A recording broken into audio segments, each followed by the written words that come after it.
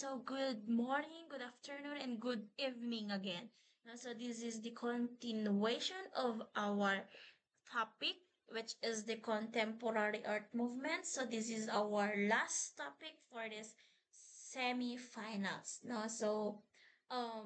It's all about the contemporary art. When we say contemporary art, this is referring to an art that is created now from the late 20th century or 20th century up until today. So it reflects on the world that we live in today, a world of technologies, of globalizations, of social change, and of course, diversity. No? So unlike po doon sa older art movements natin, that they had one style or purpose, pero dito kay contemporary art is mas naging broader and varied, or there are different styles and purposes. So those artists, no, yung mga artists po natin today, um, they explore the ideas, the experiences, and of course, the global issues, no, using a different or many different materials from the traditional painting up until to digital media and of course installations. That's why the contemporary art is focused on the concepts and experiences. It is not just only about the beauty, no? So it encouraged those viewers to think, to ask questions, and to interact. Okay? So sometimes yung painting na yan or yung mga artwork na yan is to address the modern concerns. Like for example, yung mga identity, yung environment, the technology, and of course, the culture that we have. Okay, so this is our lesson objectives. This is to evaluate also the street art as activism versus vandalism. So this is also to discuss the technology's impact on contemporary art. Okay? So first we have the earth art. Okay? So ano yung earth art? Okay? So they uses nature. No? So yung nature na rin. So it's both material and the locations of that artwork. No? So it shows that the art doesn't have to hang in museums or yung mga museo. So it can exist in our nature or even change with the time, the weather, and of course, the season. So, yung isang art na to, it invites the viewers para po mag-reflect sila on the humanity's relationship with our earth, okay, or with the earth.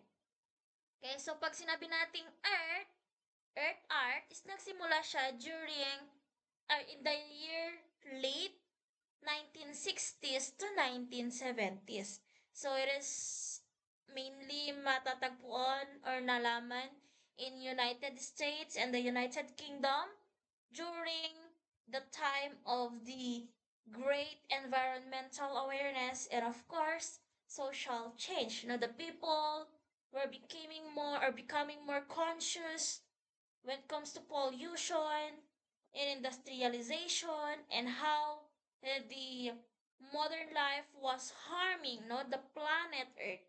Okay, so yung artists, they want to move away from the city galleries and commercialism. Instead, they create art that was closer to the nature. So instead of paintings on canvas, on sculpting in studios, they went to outdoors, no? Sa mga disyerto, sa mga mountains, mga fields, no? And they made that the earth itself is their canvas. So yung naging material nila is the earth itself. No? So they have no? So they have the characteristics. No? So in characteristics, the nature as a canvas. So ginagamit nila yung earth mismo as the canvas. The land itself is the artwork.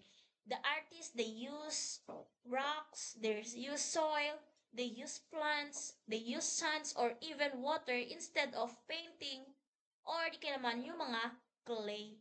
Okay? Ephemeral or temporary. Now, so there are many artworks that is not permanent. So, pwedeng maalis, ma-fade, mag-erode, or mag-disappear naturally. Okay? So, it shows that change and impermanence are part of our life and, of course, in our nature. Okay? So, site-specific. So, yung location mo, it is already part of that meaning of the artwork. The artwork cannot be moved into a galleries. Okay? So, that's why site-specific. Environmental awareness. So, they want to highlight the beauty of the nature and the importance in caring our planet Earth. Okay? So, yun yung kanyang hina-highlight. And lastly is the monumental scale. So, there are many artworks that is large. No, it is visible from far away or even from airplanes. No, it is showing the power and the vastness of that landscapes. No, so some examples of this earth art is yung landscapes. Okay, so that is the characteristics. Okay, so we have the role in contemporary art. Ano naman yung role niya? It helped to expand the definitions of art. Before earth art, most po or madaming mga tao, they thought that art had to be painting, drawing, or sculpture. Sinasabi nila na dapat ang painting daw is nakikita lang siya sa drawing, sa painting, sculpture, and anything that is shown inside the museum. But we do not know na art, it's the earth itself is considered as an art daw. Okay, so the earth artists, they broke the boundaries. They proved that the art could also exist outside the museums. They made directly from our nature. Okay, so yun na. So this movement, it helps to expand the art beyond the traditional materials and spaces. Okay, they want to show the creativity that there is no limitations. Okay, so ang art daw is not just what is hung on walls, kung ano yung mga nakasabit sa mga walls natin. Okay, it is also we consider the grounds that we walk on, the air we breathe, and the world itself that we live in. So, yun daw po yung earth art. Okay? Pangalawa naman is inspired eco art and sustainable practices. So, yung earth art, it's encouraged the modern artists to think about how art affect our environment. So, dito na pumapasok yung eco artist natin who are now using the recycled materials, renewable energy, and natural processes when it comes to their artworks. So these are the artists, they aims to heal, to restore, or to raise awareness about sa earth po natin through their creativity. So they focus on sustainability, they making an art that is they show respect and protect the nature rather than harming it. Okay? So instead, for example, instead of wasting materials, there are many contemporary artists, they reuse the objects or they plant living artworks that they grow and change, okay, with the times. And so lastly is continues today in environmental and climate art. So the modern artists around the world still create works that is inspired by the art or earth art, okay? But it creates new messages and technologies. So today po, those artists, they use their work para po discuss ang climate change, ang deforestation, ang pollution, Okay, the human impact when it comes to ecosystems, which is it makes an art no a form of environmental activism na they encourage the people to protect the planet. Okay, so that's why sinasabi niya that art is not just about decorations, so it can be a powerful voice of the people no for our planet earth. Okay, so that's why pag sinabi nating earth art, it changed how we see both art and the environment. So it opens the door for the modern artist para gamitin po nila yung nature, yung mga science, or yung sustainability para po maging tool nila to their or to express their ideas or emotions. Okay? So, yun yung tinatawag nating um, earth art. Okay? So, we have naman here the street art. Okay?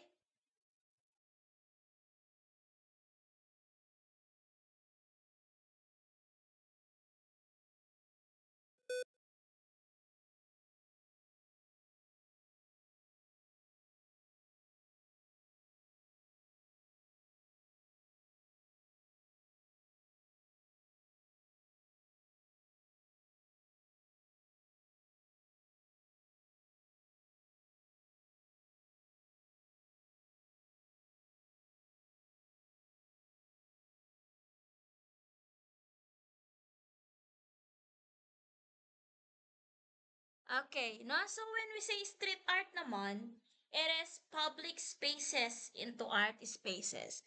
So, it's emphasized bold, the colorful, and um, tawag na dito, send a social or political messages, no? So, kung napapansin nyo, let's say, yung mga street art noon ni Lenny, yung mga yan, okay? So, instead of being locked inside the museums, street art is belongs to the people, no? So, yung mga hindi pumupunta sa museums, may nakikita sila sa mga streets, no? It is speaking directly to the communities, okay? So, it challenged the question na who owns the public spaces? Is it the government? Is it the business? Or mga businesses or the people who live on that sites. Okay? So, ang street art natin, okay, it has began during the 1970s to 1980s. Okay? In the urban neighborhoods in New York City. Okay? So, wherein young people, they use walls, yung mga subways, and the public spaces para po i-express nila yung kanilang identity and yung kanilang pagiging creative, no? So, at that time, yung mga cities po nila is they are facing issues like for example yung mga poverty, inequality, and a social unrest. Okay, so that's why there are a lot of artists they felt that they are excluded from the museums and galleries. So they want to bring the art to the streets, no? So wherein everyone could see it for free. Okay, walang bayad. So during the or by the year 1980s, and 1990s, okay, yung street art po is spread, no? Kumalat siya around the world. So it has become a global form of communication and activism na. Okay, so we have the characteristics. Una is yung urban setting. It is syempre, urban. It is found on the walls, on the sidewalks, sa mga trains, mga buildings. No? So, alam naman nilagay mo sa hindi nakikita. Okay, syempre, sa urban nila linalagay. So, especially in city itself, no? That is become their canvas. Okay, their materials. Next is the bold and graphic. So, they use bright colors, mga large shapes, okay, or yung mga images para po makuha nila yung attention ng mga viewers. Okay, so there are a lot of variety of techniques. Okay, so they use graffiti. So when we say graffiti, it's a freehand display paintings, no? Like yung mga names, mga symbols, or words. Yun yung graffiti. Stencils, It's a pre-cut templates, okay, for a quick and repetitive or repeated images, murals, a large no? Painted artworks na mas detailed yung mga designs and messages niya. There's also stickers or posters wherein ginagamit ito ng mga political or social campaigns. Okay? Message driven. So, sometimes it includes yung mga themes ng mga justice, freedom, equality, ano pa, identity, mga ganon. So, pwede siyang humorous, pwedeng critical, or pwede siyang inspiring. Okay? So, ephemeral or temporary.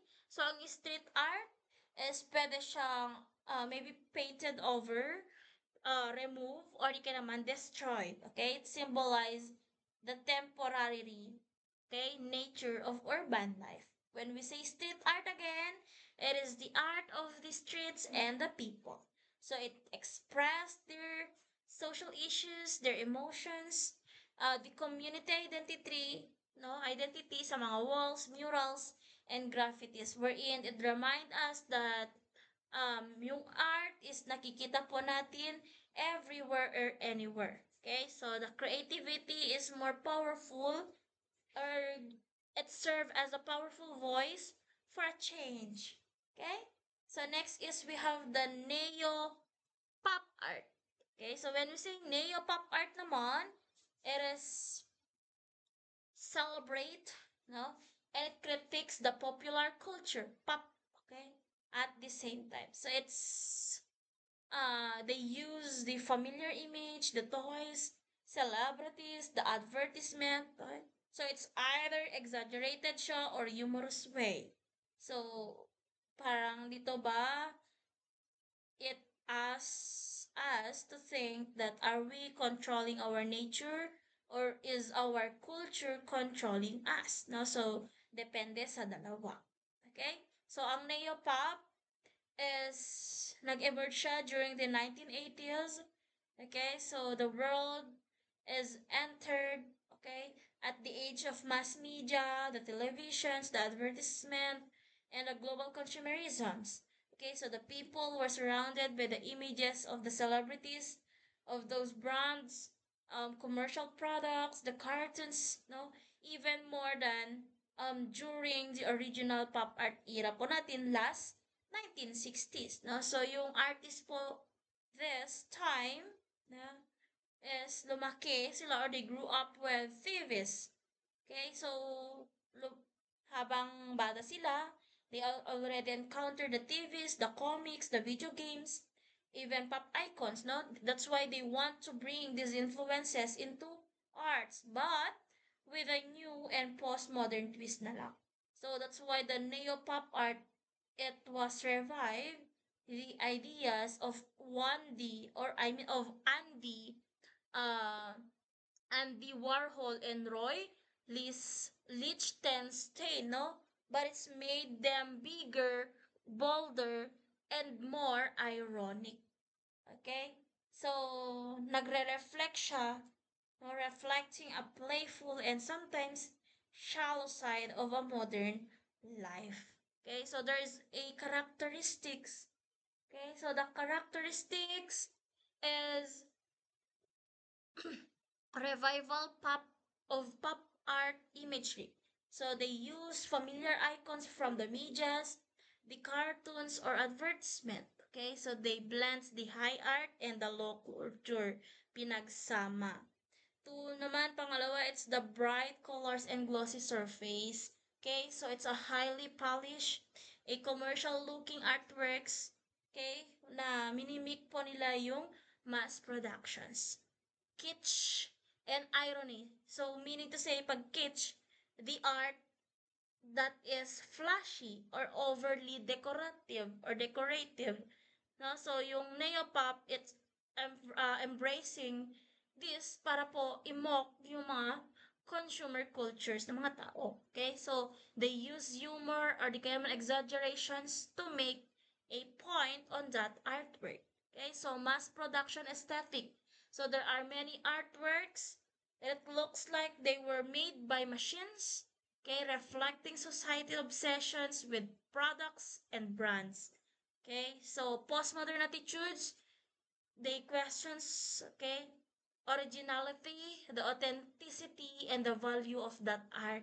Okay, so is it if everything is copied and sold, what makes something real? No, so during this neo pop, okay, or I mean this pop art, I should say. Okay, so that is the pop art or the neopop. Okay, so let's move on here in the contemporary art movement, the global influences and digital age. Okay, so we are now living in a world that is connected by the technologies, travel, and of course, communications. The artists from those different countries and they have their culture, okay, that is they share their ideas instantly through the internet, through the social medias and the global exhibitions, right? So because of this, yung contemporary art natin is no longer centered in one place, no, like sa Europe or sa Amerika. But it has become truly global. So, ibig sabihin, lahat kahit saan, meron na yung tinatawag nating contemporary art movement. Okay, so may mga artists from Asia, from Africa, uh, from Latin America, and the Middle East that they are now play no, the major roles in shaping the art world, okay? Bringing their own traditions, their symbols, and of course, their social concerns. Okay? So at the same time, okay, dahil sa mabilis na pag-advance or I mean sa masyadong advance or mabilis na pag-usbong ng digital technology, it has or it have changed, no? How the art is created, how it's shared, and how it's experienced, no? From virtual exhibit to NFTs. Okay? So, pag sinabi nating contemporary art in the global and digital age, it shows that yung art po is universal, interconnected, and evolving. So, it reflects the diverse cultures, yung mga modern issues natin, and of course, the innovations of digitals. It helps the people around the world para po mas maintindihan ang isa't isa through the creativity. Okay? So, we have the global influences in contemporary art. Una is multiculturalism and diversity. So, yung art po natin,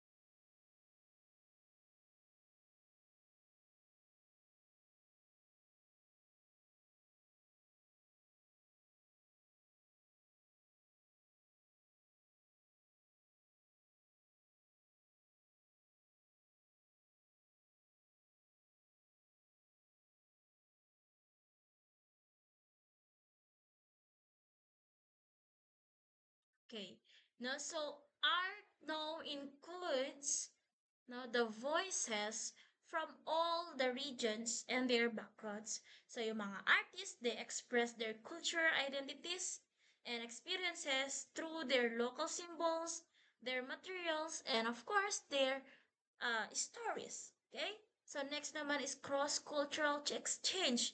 No, so dito naman, the artists, they combine the traditional and the modern techniques or they mix the influences from those different cultures. Like for example, no, yung isang American artist using a digital photography to show the traditional life.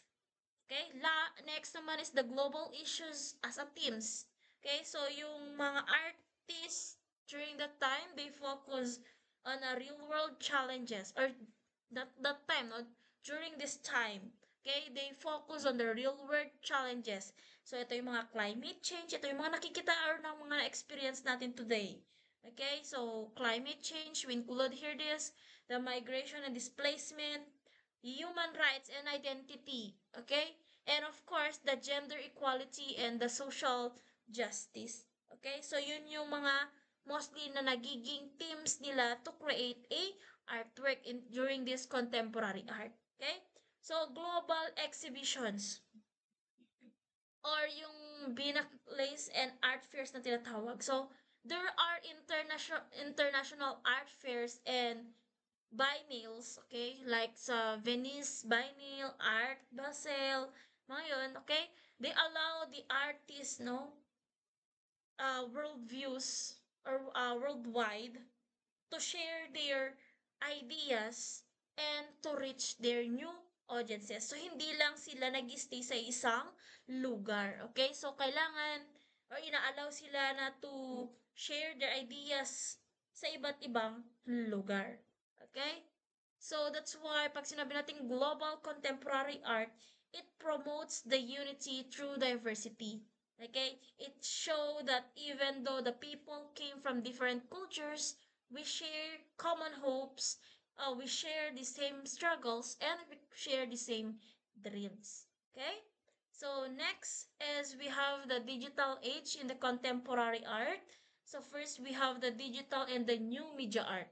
So yung mga artists, gumagamit sila ng computers, ng mga tablets, ng software, para po makapag-create sila ng digital paintings, ng animations, or 3D designs. No? So the internet becomes the new art spaces. Okay? With the help of internet, they were able to use or to create digital or media art. Okay? Next naman is video art and projection mapping. So they combines the technologies, lights, and the movements para po makapag-create, okay, or to have a multimedia experiences. So yung mga viewers, they were able to interact with the artwork. No, they're turning the art into a experiences. Okay, ito yung pumapasok sa mga audiovisual presentations. Ayun. So that is the number 2. Next naman is NFTs or the crypto art. Okay, so dito naman, ito yung non-fungible tokens. They allow the digital artworks wherein it should be owned, it should be sold or collected through the blockchain technologies. Okay? So yun ang NFTs. Next is the social media influences.